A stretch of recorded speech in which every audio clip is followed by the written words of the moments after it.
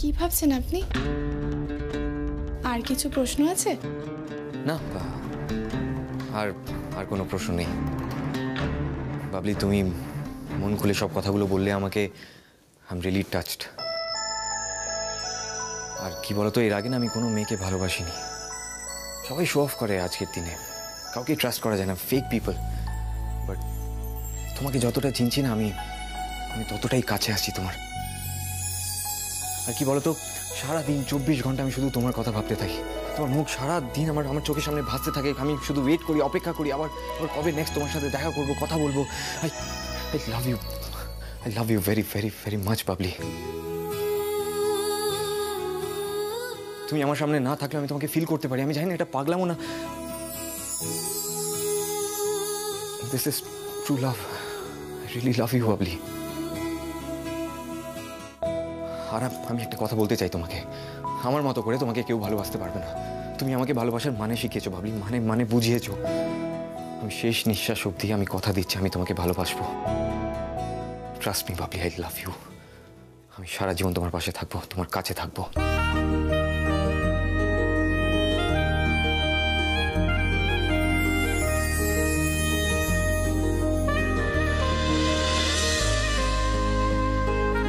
Will you marry me, Babli? Please. Please, Babli. Please.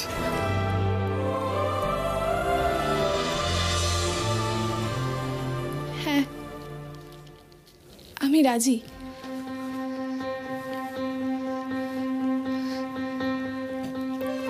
জানেন তো, আজকের দিনটা না আমার জীবনের অন্যতম সেরা দিন।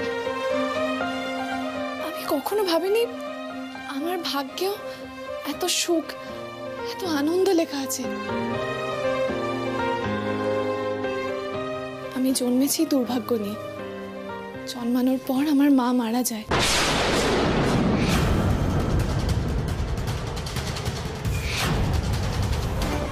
তারপরে একটা অ্যাক্সিডেন্টে আমি আমার বাবাকে হারাই।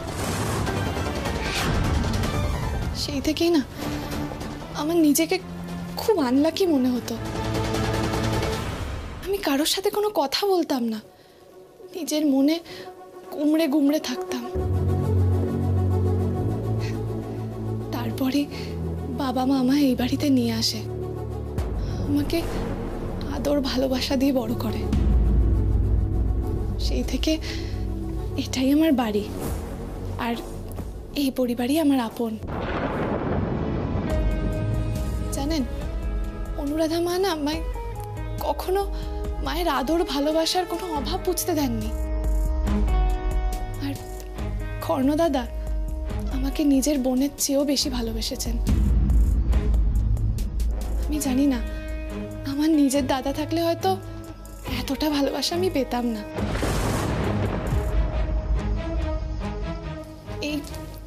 এই বাড়ি আমাকে সব দুঃখ ভুলিয়ে দিয়েছে। আর তারপর আপনি। আমি সত্যি খুব লাকি যে আমি এত জনের ভালোবাসা পেয়েছি। তবে আপনার সাথে সম্পর্কটা সবার চেয়ে আলাদা, সব থেকে স্পেশাল।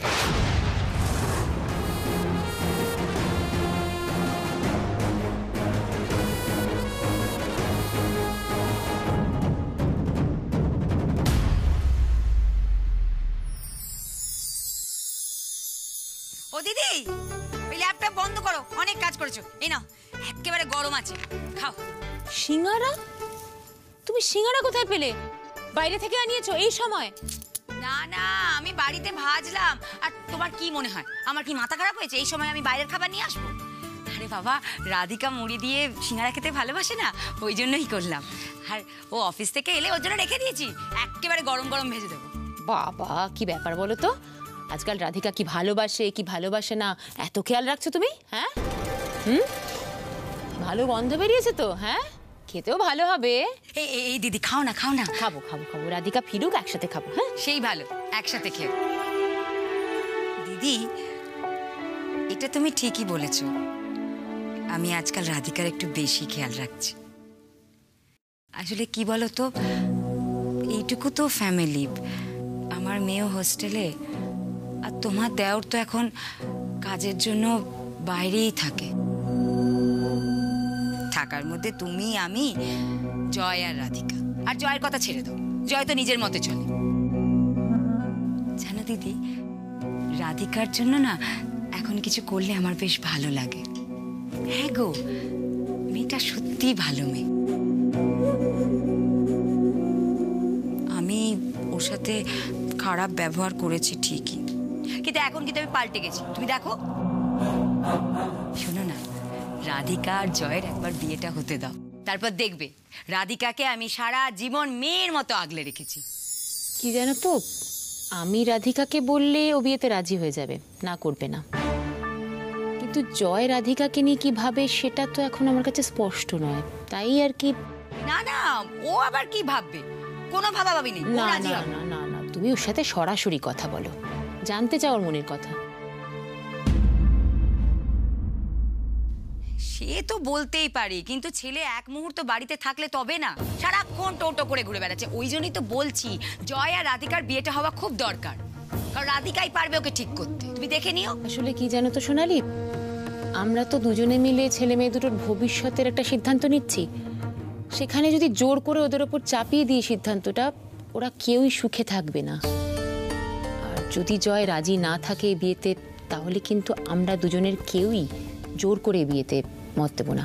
না না, সেই সব কোনো ব্যাপারই নয়। আর তুমি বলো, রাধিকার মতো ভালো মেয়ে জয় কোথায় পাবে বলো তো? হ্যাঁ, তাছাড়া দুজনের ছোটবেলাকার বন্ধু, দুটিতে কি ভালো মানায় দেখবে।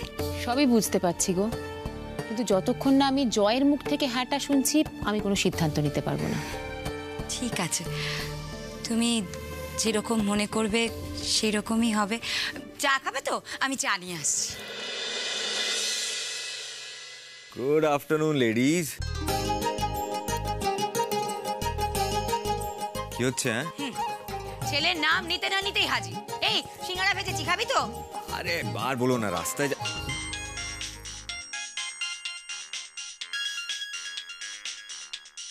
মা একটু পরে কথা বলছি। হ্যাঁ জয়,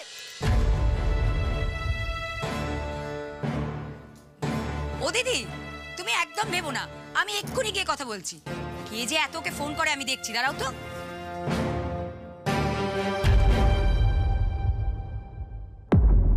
হ্যাঁ বাবলি বলো। হ্যাঁ হ্যালো, আপনি তখন হঠাৎ অমন করে চলে গেলেন কেন? না, একটা ইম্পর্টেন্ট কাজ চলে এসেছিল। ও আচ্ছা, মানে সেটা তো তখন বললেন না। তখন সময় ছিল না, একটা এমার্জেন্সি ছিল। আচ্ছা ঠিক আছে, মানে এখন সব ঠিক আছে তো? হ্যাঁ সব ঠিক আছে, আমি রাখছি এখন। হ্যাঁ, এখন কি একটুও সময় নেই কথা বলার?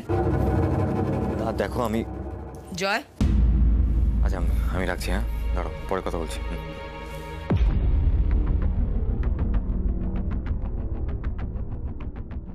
তোর ব্যাপারটা কি? হ্যাঁ, তুই কি শুরু করেছিস? বাড়াবাড়ি না একটা সীমা আছে। কেন, আমি কি করলাম? কি করলাম আবার আমাকে জিজ্ঞেস করছিস? না তোর কি মনে হয় আমার চোখ কান কিছুই নেই, আমি কিছুই বুঝতে পারছি না? দেখ জয়, তুই এমন এক মরীচিকার পেছনে দৌড়চ্ছিস যার আদৌ কোনো পরিণতি আছে বলে তুই কিন্তু নিজেই জানিস না। দেখো, আমি যা করছি আমাদের ফিউচার সিকিউর করার জন্যই করছি। আমি বলছি তো টাকা আসবে, প্রচুর টাকা আসবে, একটু বর্ষা রাখো। তোকে আর তোর ফিউচার সিকিউর করতে হবে না, আমি তো বলছি তোকে অনেক সময় দেওয়া হয়েছে, এবার আমি যা বলছি সেভাবে তোকে চলতে হবে। এই যে তুই সারাক্ষণ গায়ে হাওয়া লাগিয়ে ঘুরে বেড়াচ্ছিস না, এটা যাতে তুই সারা জীবন করতে পারিস সেই জন্য তোকে দিদির এই সম্পত্তি, বিজনেস সবটা তোর হাতে মুঠোয় আনতে হবে। আর সেটা তখনই সম্ভব হবে যখন তুই রাধিকাকে বিয়ে করবি। আমি অনেক কষ্ট করে এই জায়গাটা তৈরি করেছি। জায়গা? কি বলছো তুমি? কিসের জায়গা? সব বলছি। আমি রাধিকাকে বলেছি যে দিদির বিজনেসে মন্দা যাচ্ছে, অনেক টাকা ধার করেছে, তাই ও 10 লাখ টাকা লোন নিয়েছে। আর সেই টাকাটা আমার কাছে আছে। শুধু টাকা নয়, দিদি ওর জন্য একজোড়া বালা তৈরি করেছিল, সেটাও আমার কাছে আছে। টাকা আর গয়না দুটোই আমার কাছে। কি বলছো তুমি মা? যে মা জানে সবটা? তোর কি মনে হয় আমার মাথা খারাপ? এসব কথা দিদিকে আমি বলতে যাবো? আর শোন, আমি রাধিকাকে এমনভাবে বুঝিয়েছি যে ও দিদিকে বলবে না। ওয়াও মাদার ইন্ডিয়া, তুমি তো কামাল করে দিলে। হ্যাঁ, আমি তো জানতাম এতদিন তুমি শুধু চেঁচামেচি করতে জানো, কিন্তু না, তুমি আমাকে ভুল প্রমাণ করলে। I am impressed. শোন, আমি এই সব কিছু করেছি না শুধুমাত্র তোর কথা ভেবে, বুঝেছিস? সেই জন্যই বলছি যত তাড়াতাড়ি সম্ভব রাধিকাকে বিয়েটা কর, যাতে আমরা সারা জীবন পায়ের উপর পা তুলে বসে খেতে পারবো আর আনন্দে থাকতে পারবো। আর আমি একটা জিনিস কিছুতেই বোঝাতে পারছি না তোকে, যে ঘরে যখন লক্ষ্মী আছে তখন তুই বাইরে কেন দৌড়চ্ছিস? আরেকটা কথা, পায়েল সেন মানে কর্ণ সেনের বৌদি, সে আমায় ফোন করেছিল, অনেক টাকা অফার করেছে, বলেছে তোর সাথে যদি রাধিকার বিয়েটা আমি করিয়ে দিতে পারি তাহলে আমি যতটা অ্যামাউন্ট চাইবো উনি দিতে রাজি আছেন। জানি, আমাকেও বলেছে। দেখ, পায়েল সেনের যেই উদ্দেশ্যই থাকুক না কেন, আমাদের তো লাভ আছে। এদিকে টাকা, গয়না, আবার ওই বাড়ির থেকেও টাকা, বুঝতে পারছিস? আর দিদির সমস্ত সম্পত্তি বিজনেস তো রাধিকার নামে। তাই বলছি রাধিকাকে বিয়েটা তুই কর। সিচুয়েশন আমাদের পক্ষে থাকাকালীন তুই বিয়েটা করে ফেল। হ্যাঁ, বলছি কি, রাধিকা বিয়েতে রাজি? তুমি জানো কিছু? তোর জন্যই তো ঝুলে আছে ব্যাপারটা। যখন রাধিকার ব্যাপারে তোকে বললো তুই সোজা দিদিকে না করে দিলি। দিদি বলেছে রাধিকার সাথে দিদি কথা বলবে, আমিও তোর ব্যাপারে একটু হিন্ট দিয়ে দিয়েছি। আমি রাধিকাকে যতদূর চিনি ও দিদির মুখের ওপর না বলবে না। ঠিক আছে, যে মা রাধিকার সাথে কথা বলুক, বাকিটা আমি দেখছি। তোকে আর কিছু দেখতে হবে না, তুই জাস্ট রেডি হ তোর বিয়ের জন্য। আমি জানি রাধিকা না করবে না। মা বাকি সবটা যাতে আরো স্মুথলি হোক আমি সেই ব্যবস্থা নিচ্ছি। তুমি একটু টাইম দাও, একটু টাইম দাও, ছেড়ে দাও না আমার উপর।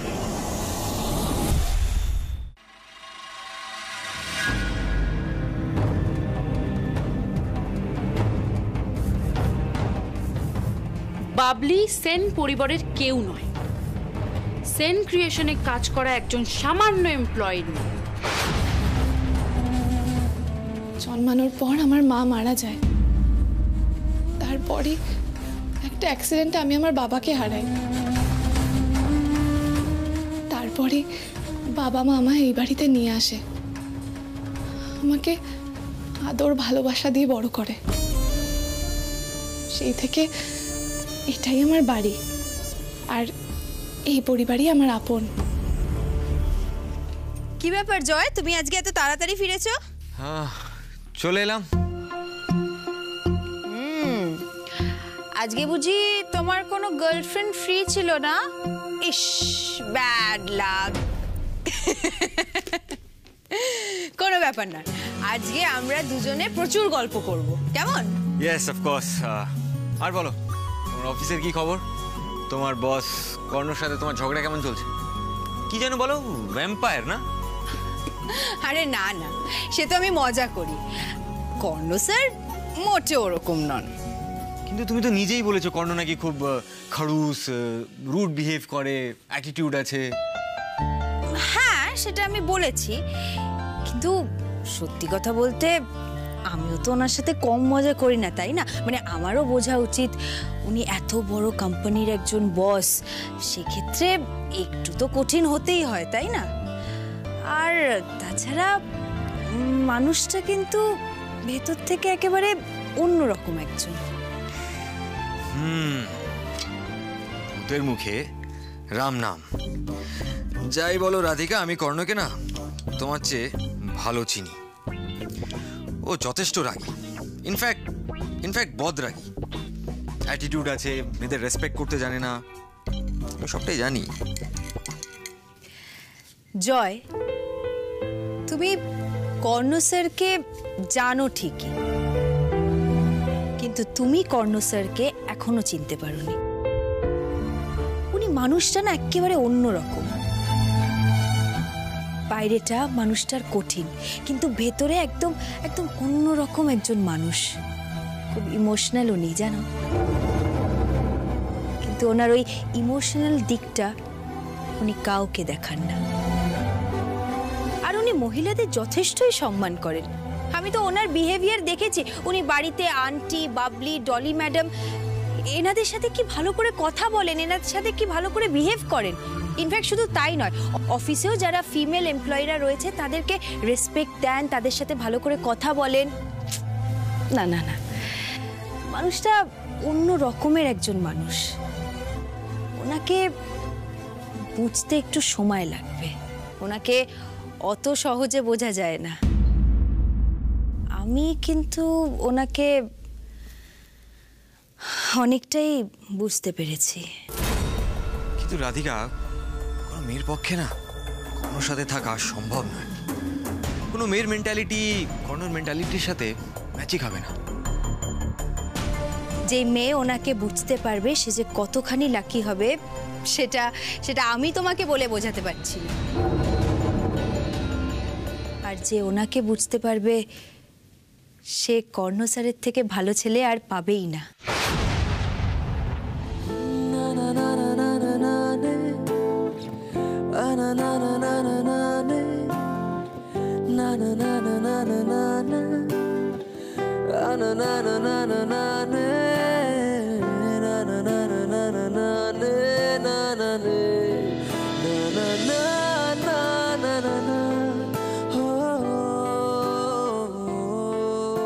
কি হলো রাধারানী,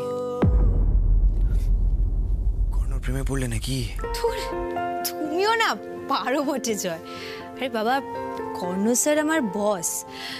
হ্যাঁ, ওনার কথায় আমি আগের মতন রাগ করি না, ওনার কথায় আমি আমার মুডও খারাপ করি না। কেন জানো? কারণ আমার কোথাও গিয়ে মনে হয়েছে স্যার না পাল্টে গেছে। তবে হ্যাঁ, উনি আগের মতনই রাগারাগি করেন, কিন্তু তার চেয়ে বেশি উনি ভালো করে কথা বলেন, উনি উনি মজা করেন আজকাল।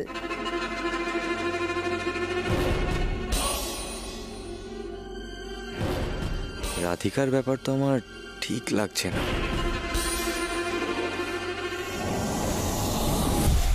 কি হলো? তুমি আবার মুখ শুকিয়ে দাঁড়িয়ে রইলে কেন? আরে না না না, I was joking, আরে I was pulling your leg। আমি ভাবছি যে মেয়ে কর্ণকে একদম পছন্দ করতো না, সেই মেয়ে আজ কর্ণর গুণগান করছে। স্ট্রেঞ্জ না? কি বলো তো জয়, সবকিছুই তো বদলায়, তাই না?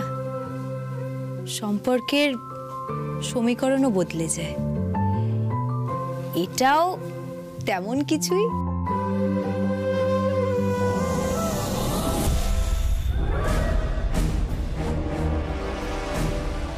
কেস গড়বড়। কর্ণ তো রাধিকার প্রেমে হাবুডুবু খাচ্ছে। এবার যদি রাধিকারও মন গলে যায় তাহলে তো আমাকে বিয়ে করতে কখনোই রাজি হবে না। না না না, এই সম্পর্কের সমীকরণ বদলে গেলে চলবে না জয়, কিছুতেই চলবে না।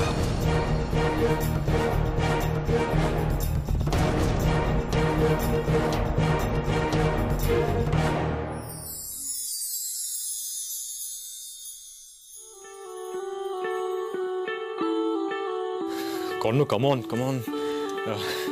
রাধিকা, রাধিকা, তুমি তুমি আমার কাছে খুব স্পেশাল। আমার পৃথিবীটা বদলে তুমি আমার আমার পৃথিবীটা বদলে দিয়েছো। জীবনটা অন্যভাবে দেখতে। কর্ণ, দাঁড়া, জীবনটা অন্যভাবে দেখতে। রাধিকা, তুমি তুমি জীবনটা অন্যভাবে দেখতে শিখিয়েছ। আর ভুলে যাচ্ছিস কেন?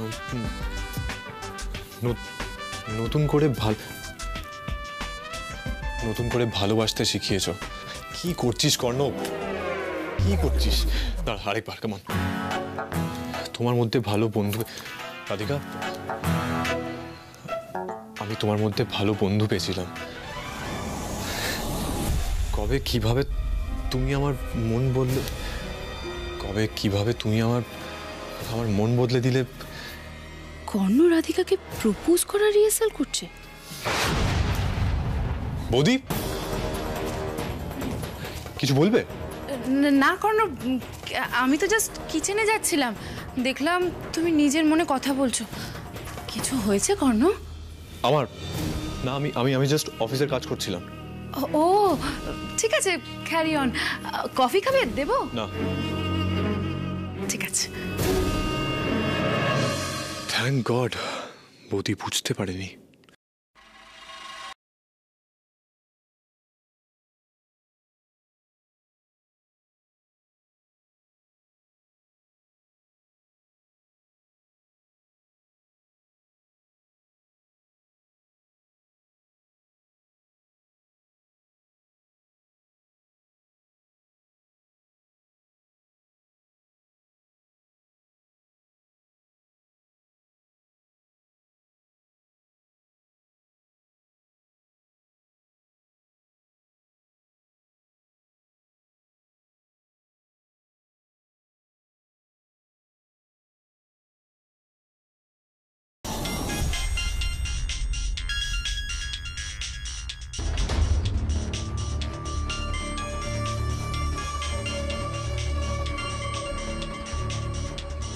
এই ছেলেটা এখন আমায় কেন ফোন করছে?